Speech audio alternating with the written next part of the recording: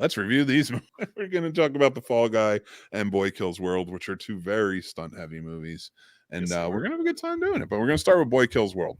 I see Awesome. a trend that goes on because we tend to talk about the movie we liked more, and I go by our ratings. The movie that we liked more, we tend to talk about more. So I'll always say those for second. But yeah, Boy Kills World, man. First off, I went into this, I didn't care to see it. Not that I was like I'm against any of the thing like this being made. They just usually don't speak to me. The ultra violent stuff like that, and it's not that I'm against it. It's not that I think it's wrong. My problem is the ultra violent movies tend to like forego a lot in terms of story. And I'm a story cuck. I will let a story fuck my story wife all day long. And I will watch its giant story dick and its long story where I really went out the window with the good stuff here.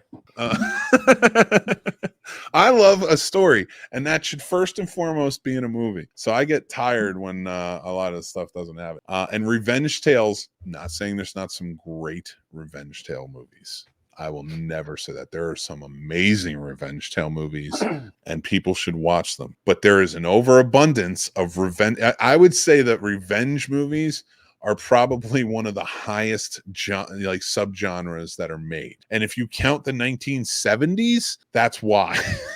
Because everything was revenge. So my long soliloquy here is coming to an end, I promise. But I will say this. This one was done right. I went in not wanting to see it, not really thinking I'd be up for it, not wanting to bash it or anything. I look for the good in everything that I can. And then I watched it and I was like, that was one of the most solid revenge movies, a twist that actually worked, that wasn't overblown or you needed to, it could have been ruined for you. If somebody tells you, you can still enjoy this movie, which I like. And just the acting and everything else was just truly fantastic. The comedy was on point and it really played well. That being said, Paul, what'd you think about this movie?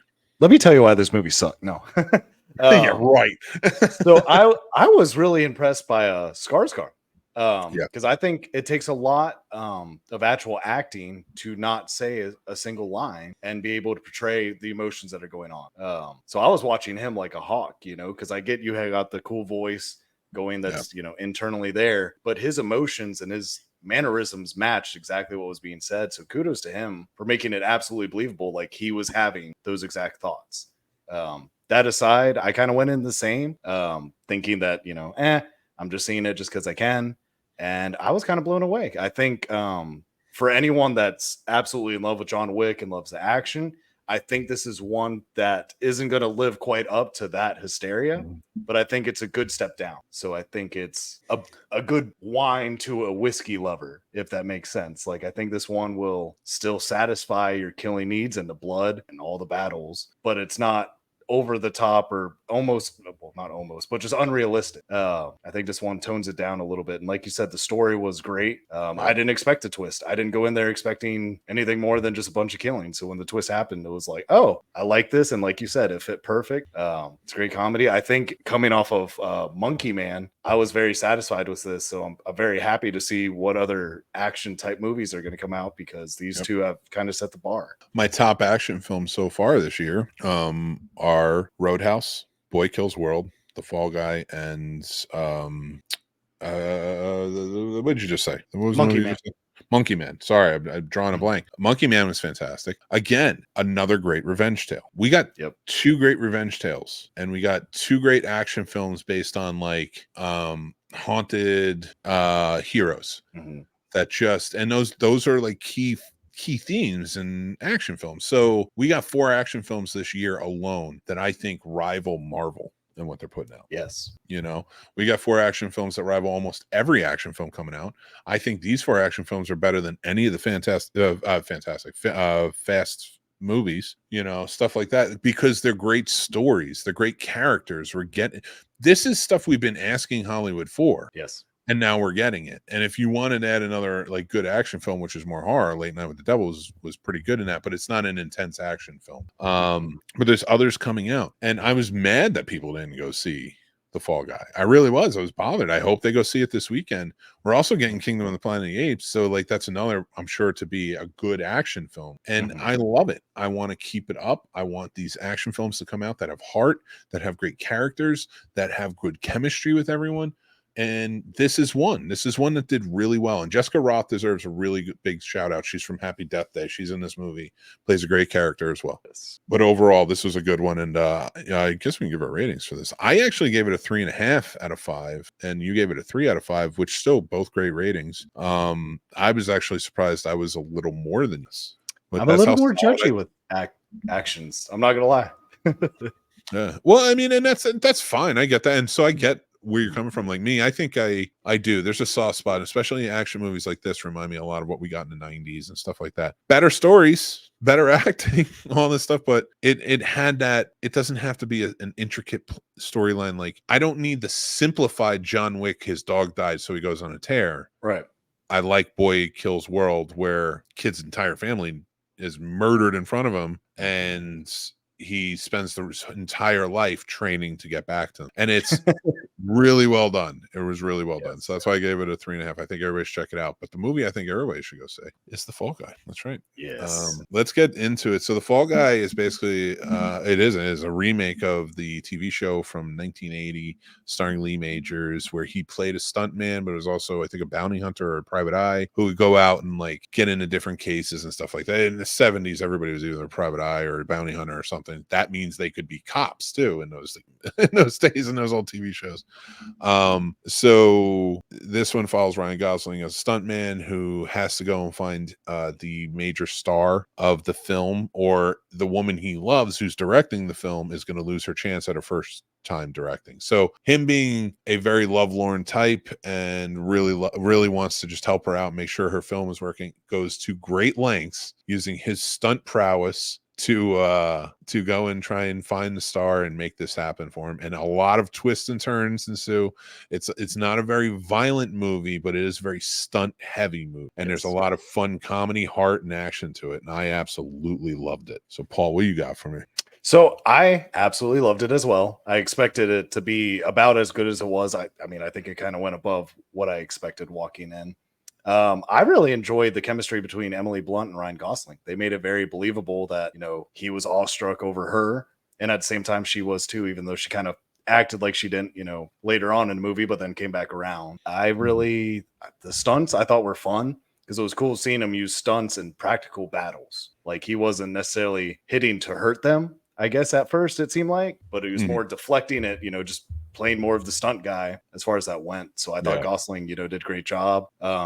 The stunts are awesome. They're very beautiful. They're fun to watch. It's even fun when they're explaining the stunts he's portraying to do in the movies, and you get to see them go off. And, for me as a film geek, it was fun hearing, all right, pyrotechnic, we're going to do X, Y, and Z, go on, 1, 2. A lot of those scenes were a lot of fun for me. I was very sad to see how little it did make opening weekend. I think it should have made a lot more. Kind of like Mick said, like, I hope more people go to see it so that they know that we want movies like this.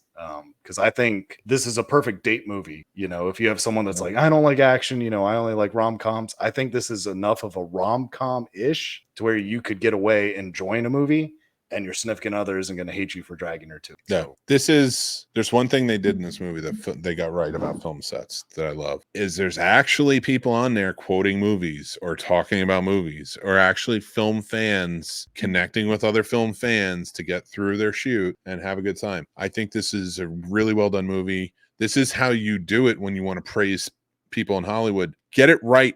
Academy Awards. Nobody wants to see The Fall Guy either, but you should. This is actually a well done movie. This to me, nobody's going to see this because of the bullshit Academy Award movies where it's about filmmaking, but let's blow smoke up everybody's ass about how much of the actions are they're heroes. Actors are heroes. So are the producers and the directors, and like it's just fluff that, like, not even actors, directors like really want to. They don't want to think like that. Most time they want to be considered human, but then they do buy into the fluff when it comes to the Academy Awards. So like, I know I mock a lot, but seriously, like, you have movies about filmmaking that don't work. Like Bowfinger to me is a great movie about filmmaking. It doesn't diminish the filmmaking. It doesn't diminish the below the line crew. It pokes fun at different things, different elements when you're an indie filmmaker. But then to come back to like The Fall Guy, which is to me is like, it doesn't diminish the filmmaking, it doesn't take away. If anything, it praises the below the line crew, especially the stunt team. The AD was a little too hardcore. Like, I don't know, I've ever worked with an AD. I've worked with intense ADs before. I've had my friend Mel isn't intense, but like she's a tough AD, but I've never seen her like lose her cool like that, Right. and like there's tons of other ADs I've worked with where actually most of the ones, like, they can be very cordial, they can be very polite, and they're always thanking, and that's a great AD. But the one who's just like losing his shit, I was like that's a little unbelievable, but nobody knows that, so it's like embellished or whatever. And I know they're trying to focus more on the stunt team, but I got the joke, I got what it was. I've never actually seen that, but I know it's exaggerated. It's a movie, so whatever. Most of this was, and that's okay with me, because like the idea of space alien and cowboy, the movie is called Space Alien and Cowboy, or Alien and Space Cowboy or some shit. It was so stupid, but like that portion of it, I loved it though, and that's because the film wasn't the important thing. The important thing was the crew and what we were trying to do, and the story above all. So that's why I love this movie, and I had such a fun time with it. I watched it twice now. I watched it as a screener, and I watched it as in the theaters. I want to go and make sure I bought a ticket to do that. So I did support. I hope everybody goes out and supports. This would be a great date movie. It's warm out. It's nice. You get to see Ryan Gosling being funny, cute, sexy. You get to see Emily Blunt being freaking adorable the entire time and badass. Winston Duke is cool as hell. Who, by the way, Hollywood, get on it. Remake Mr. Mom with Winston Duke as the character. I think he'd be perfect for that. I've been saying that since not Get Out, Us. Yeah.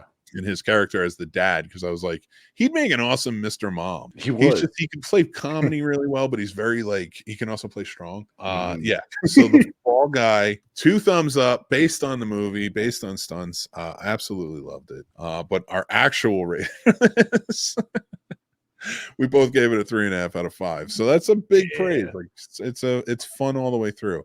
I don't want to give away too much. There's a lot of twists in it, but it's not bad. All of them were kind of like, all right, I see it. Yeah, that works. Add some more juice in here. This is an action film. I'm ready for it. Where's the juice? Where's the juice? Wow, not here anymore, I guess. But anyway, let's talk about mixed movie pick from 1968. That's right, everybody. Kingdom of the Planet of the Apes. I decided to go with the great Planet of the Apes. If you haven't had a chance to see it, go watch this movie. It's fantastic. I'm not going to tell you much more on it, because tomorrow we will have an all-new Snobs Film History, actually at midnight, Snobs Film History Classic Film Review. That will be out. Go check it out. We're all set for it. The Planet of the Apes. It's so much fun. Great movie. Lots of information. You guys should check this out if you haven't, and especially check this one out if you're going to see Kingdom of the Planet of the Apes. It takes place after, but you have a lot of fun. Paul, what do you think about Planet of the Apes before you're going? I always enjoyed them. I love Charleston Heston. So, I mean, I grew up watching the original, I think it's 4 or 5 Planet of the Apes. They had TV series too. Because when I wanted to go see the one with Marky Mark, my parents were like, no. You got to watch the originals first and then watch that. So I watched that first. And then I didn't even like the Marky Mark one as a kid. Sorry, Mark Wahlberg. But we're not upset about that. That's okay.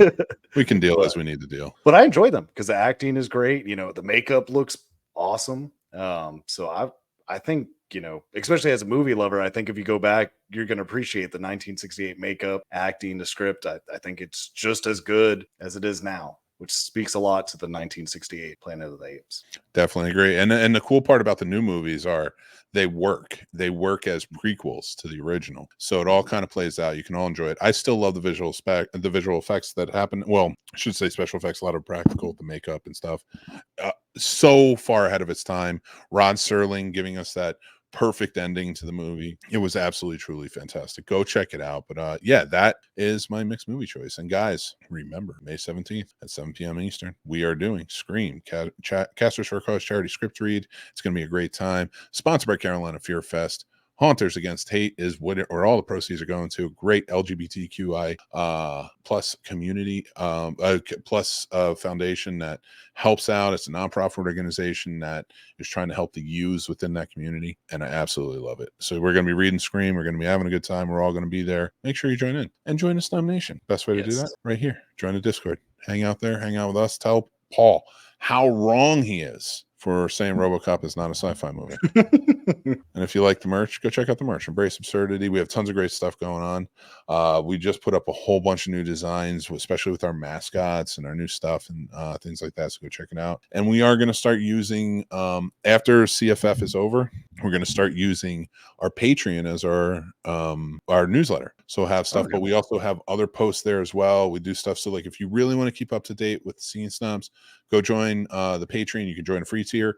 Or you can try out one of the other paid tiers that have other perks and stuff like that available. So we appreciate your support. All that money goes back to help this make the best channel that it is. It's not just the Scene Snobs podcast. We have shows like Does It Suck, Snobs Film History, classic film reviews, also Snobs Film History, which is more in depth, like documentaries about like filmmaking and other things within the industry. We have, how many other shows do we have? We have Scary Snobs, Betting Bros. There's a bunch of stuff always coming out. We're always trying to put out more. We're always going to continually try to entertain and do more, but we can't do it without your help. That's why we ask for the support. Patreon is the best way to do that. Checking out our affiliate links if you want to go to our sponsors, that helps us as well. Checking out our merch helps, but if you want to become a monthly supporter of the channel, it all goes back into it, and we appreciate you. So go check out our Patreon. Thank you guys so much. We love movies, and we know you do too, so join the Snob Nation. Bye.